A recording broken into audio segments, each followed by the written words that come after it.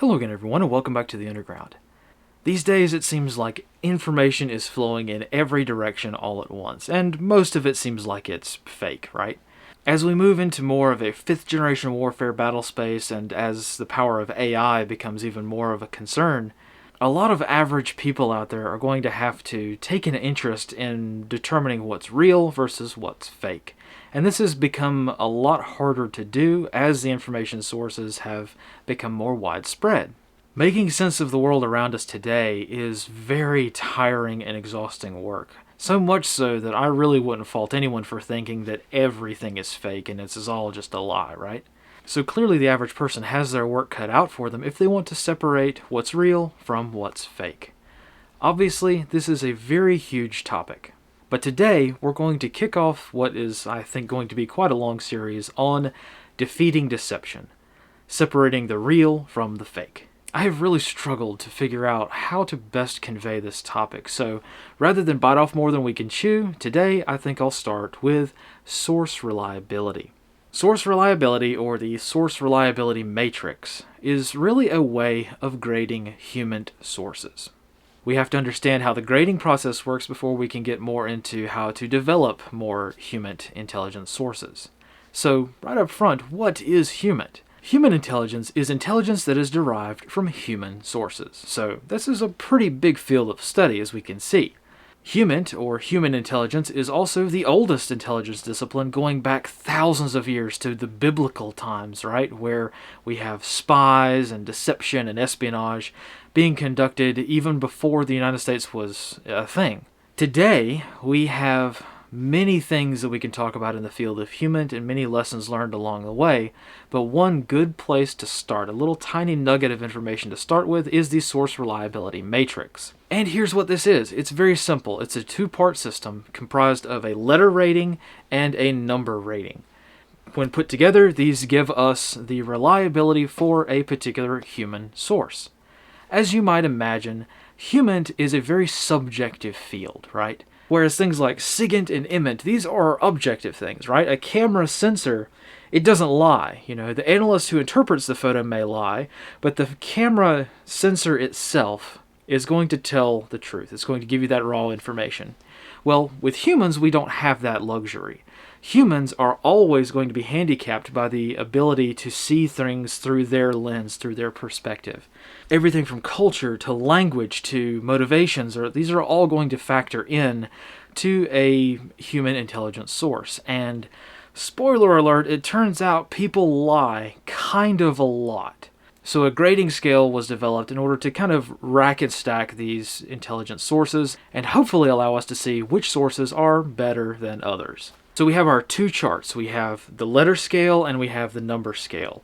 These get, again, combined together to give us our final rating. The letters describe how reliable a person is, the person themselves, how reliable they generally are, and the number scale designates how credible that information normally is. This is very simple. It can be overthought quite a bit. As a matter of fact, I myself have really tried to think about this process over the years, but this is the simplest it can be. So using these charts, if I were to tell you I have an A1 source, this means that the source is extremely reliable and the information that they give us is extremely credible. Again, this is not something that's very common in the HUMINT world. Most of the time we're going to get B or lower levels of reliability and 2 or 3 levels of information credibility. Generally speaking, this is very controversial, and I personally don't agree with it because this is one of those things where there's more exceptions than the actual rule itself. But in theory, you should be able to say that an A1 source is better than a D3 source or something like that. Now, some of you may have noted that this is not quite right. There is actually a huge debate about this indicator right here, the number rating scale. So let me break that down a little bit because it may make things a little bit easier. Because even in the intel world, there's a lot of confusion around this, and believe it or not, there are contradicting doctrine points. So the number scale is actually most often applied as an average. It shouldn't be, but it is. If you pull open your handy-dandy HUMINT manual and flip to the actual page that describes this, you will find that the number part of this rating is supposed to apply to the actual specific HUMINT report itself. I know this is really, really confusing, but there are a couple of different ways that people tend to look at these source reliability ratings. Some people think that both the letter and the number are an average.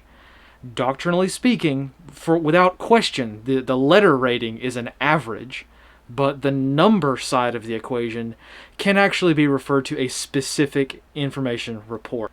This really matters a lot, I think, for the prepared citizenry space, because if you're trying to do like some OSINT or open source intelligence yourself, and you come across like some primary sources on, say, social media or something, it's going to be awful tempting to slap that like A1 or A2 or B2 or B1 label on the whole account, when really you need to be putting that label on each individual report.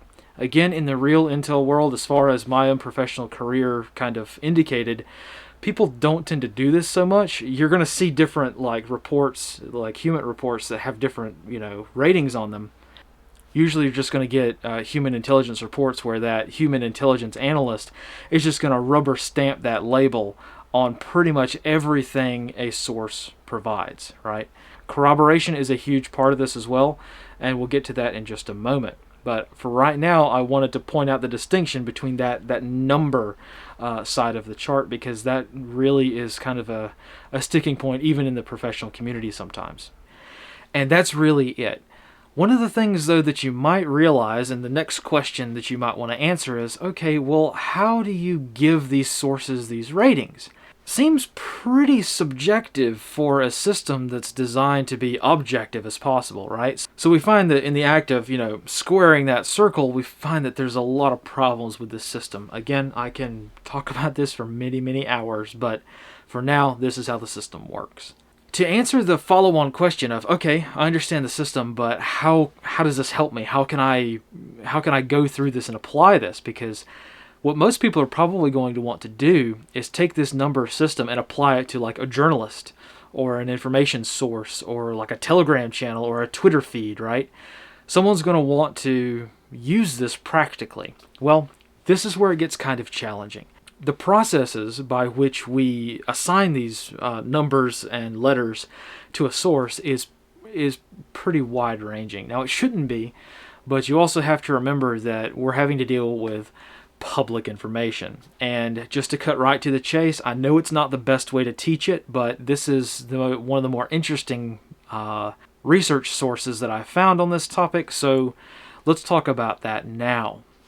One of the more interesting information sources that I have found on this topic that is probably a little bit more helpful for those who don't have a professional career in intelligence analysis is this white paper from the Canadian Defense Research and Development Center. So this is a military think tank kind of thing, and they put out this white paper, which you can read for yourself. The link will be, of course, in the description. And this outlines not just the scale, but some of the problems with it. Namely, that this is not an evaluation methodology. It's a scale. It's a grade, okay? It doesn't really show us how we can evaluate sources, even though it kind of claims to. So very helpfully, this white paper gives us access to a couple of charts, which are very helpful to have, from Rogova's Ontology of Quality of Information Content. Quite a mouthful, right? But this is actually a section from a textbook, or rather, more like a research paper, a really long research paper that was published by Galina Rogova in 2016. This is one of the more recent sources that's not American that I feel is probably quite interesting to read. You can get the textbook yourself if you have deep pockets and want to buy a random obscure textbook, but this free white paper kind of outlines the graphics that we need to know, which are these. These two charts help us list some of the attributes that we need to think about for giving that number rating and that letter rating to a source. Now, working a little bit backwards, let's start with the information side of things, the quality of information content side of the chart. This is that number scale again. So really on this really complicated flow chart, really the things that you need to think about when it comes to the quality of information and trying to give it that number is the accessibility of the information, the timeliness it was given, the integrity of that information, and the relevance of that information. Just running through these really quickly, accessibility is the first thing you need to consider, and this is for two reasons. One, the source has to have access to the information. If they don't have access to the information, then they can't possibly have given it to you, right? Also, accessibility needs to be on your end as well. So you need to be able to have other access to that information to corroborate it. We don't want single source reporting, meaning there's one guy who's the only source for this information, and that's it. We have no other way of confirming this knowledge. Moving on to timeliness. The information has to be actionable.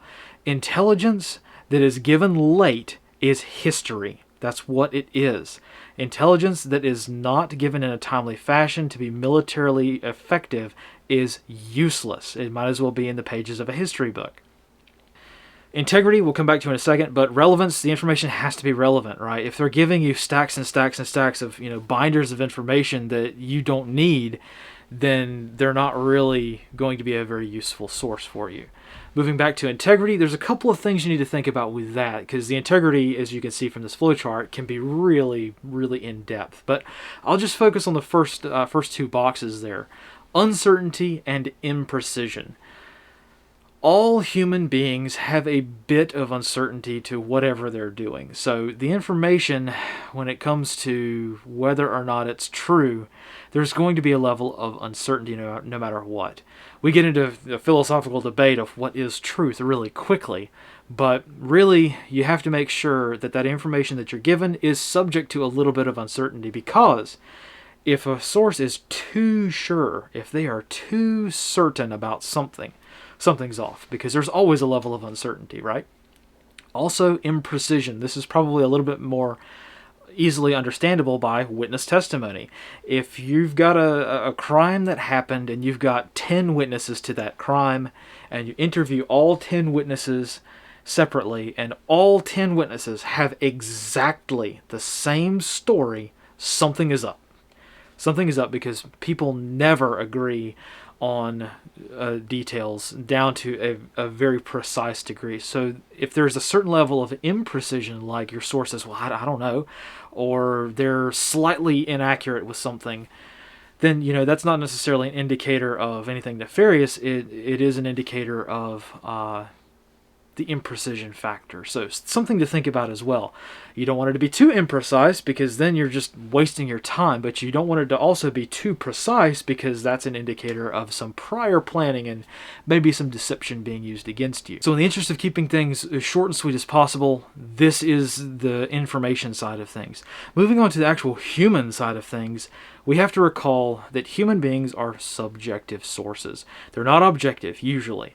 However, if we look at the left-hand side of this chart, we can talk about some things that we want to make sure our subjective sources are kind of thinking about and kind of privy to. The first one is objectivity. Again, humans are subjective. They are not objective by their very nature, but we want them to try to be objective. We want humans to try to be as neutral as possible. We want to examine any motivations that may sway that objectivity.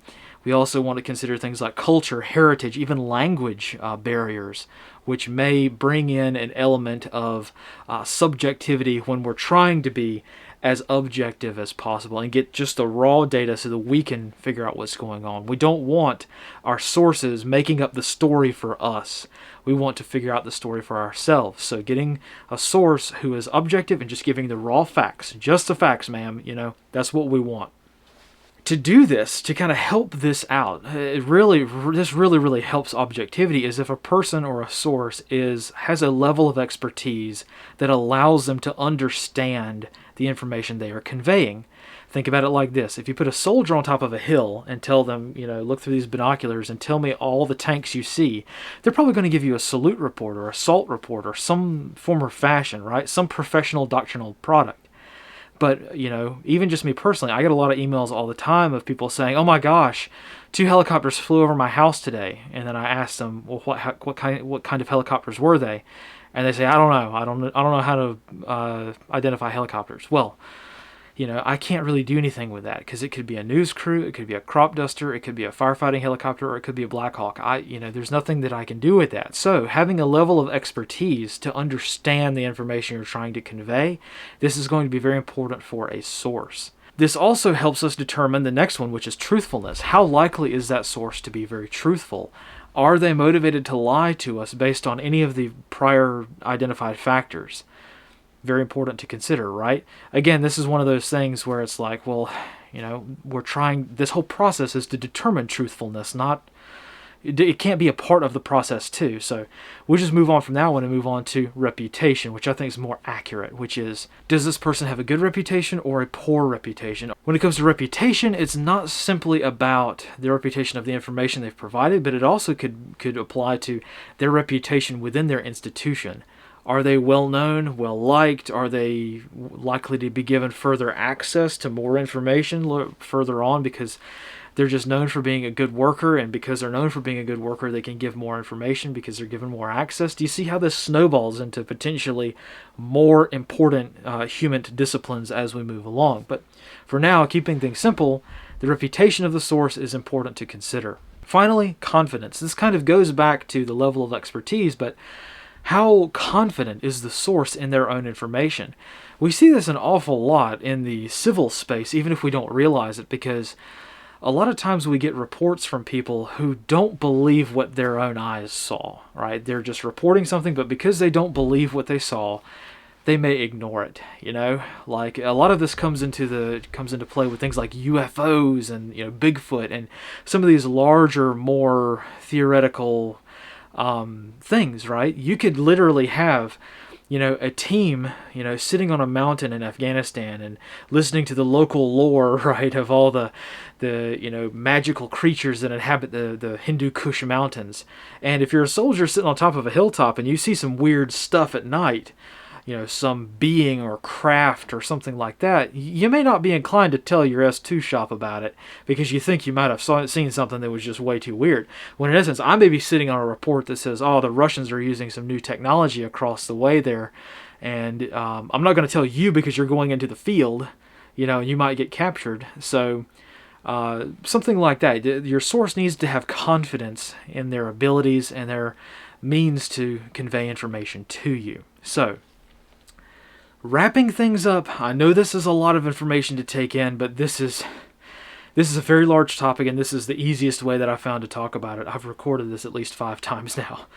So really, this is just a way of saying, look, you're trying to use an objective rating scale to rate a source, but the way that you get those numbers is pretty subjective based on a variety of factors that are outlined in this white paper.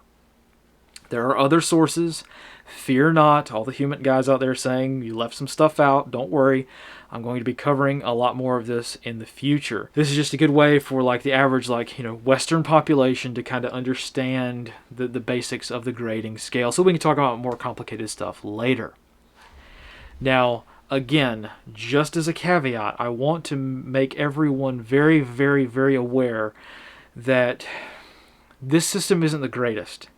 And we run into right up front, we run into the issue of the purpose of a system is what it does. Not what it was designed to do, but what it actually does. So sometimes me, the person who might be using HUMINT reports and HUMINT rating scales, I may have 2 reports sitting on my desk. One of them from an A1 source and one of them from a B2 source. Now, according to the scale, the A1 source is better. But I may find that they're 2 different reports, they're 2 different people, they're 2 different sources, 2 different levels of access, 2 different, all the stuff's on this chart, right? So you can't compare the 2. It's a system that's designed to take, to compare apples to apples, but it ends up, comparing apples to transmissions. You can't really compare subjective data, and this system tries to do it, and it doesn't really do it super well, in my personal opinion. I have had more A1 sources lie to me than I can count. I have had more fake news, fake information come from A1 sources than anyone else, because the A1 source, because it's got that nice little steak sauce brand on it, people tend to think that it's better. And this is what I kind of want to end on, is just be careful, right? When someone tells you they've got an A1 source, right, that doesn't necessarily mean that it's the best. And that doesn't necessarily mean that they're telling the truth. Again, a lot of these factors come into play. Culture is probably one of the most pertinent ones that you could possibly imagine when it comes to the lens by which I'm looking at this, which is through the lens of counterinsurgency in the Middle East over the past 10, 20 years.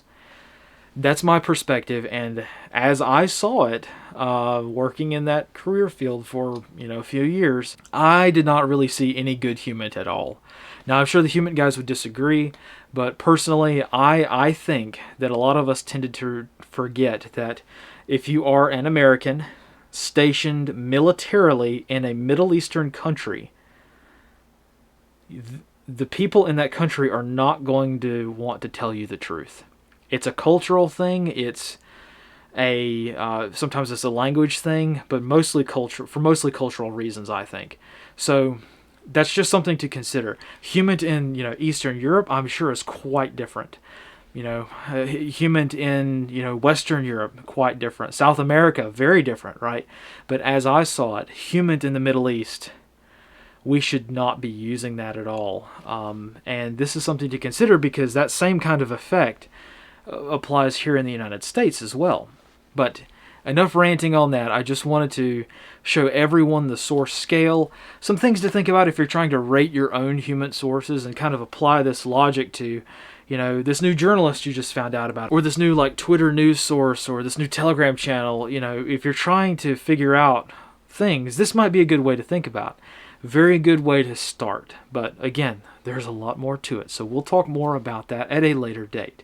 For now, we know the scale, and this is a good foundation to build on for next time. So I know this has been really confusing, but thank you all for watching, and we will see you next time. And as always, fight in the shade.